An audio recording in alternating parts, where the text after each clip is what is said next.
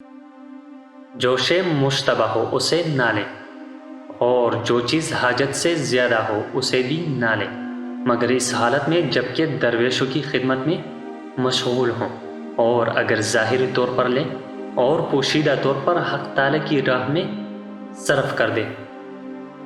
حق تعالیٰ کے نزدیک کوئی فعل بھوک اور پیاس سے زیادہ مقبول نہیں۔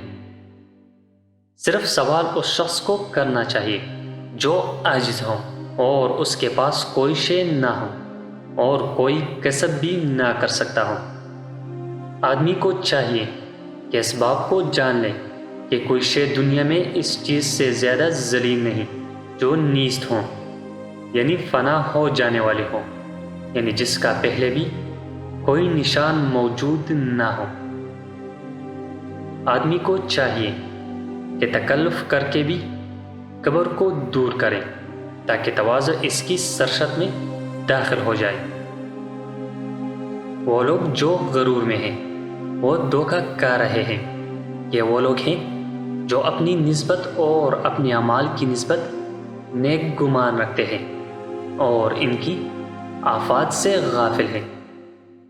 جو شخص ایمان لائے اور اعمال بھی اچھے کرے اور حق تعالیٰ کے فیض کا امیدوار ہوں کہ وہ موت کی آفتوں سے بچائے تاکہ ایمان سلامت رہے، تو ایسا شخص عاقل ہے۔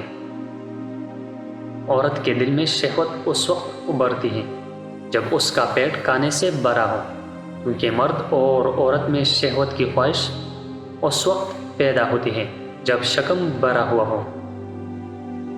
احمق سے دور رہنا ثواب ہے اور احمق کے چہرے پر نظر ڈالنا گناہ ہے۔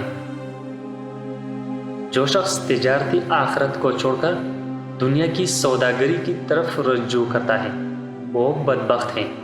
اور اس شخص کی کیا حالت ہوگی جو سونے کے کوزہ کو مٹی کے کوزہ سے تبدیل کرتا ہے، اور دنیا کی مثال مٹی کے کوزہ کی طرح ہے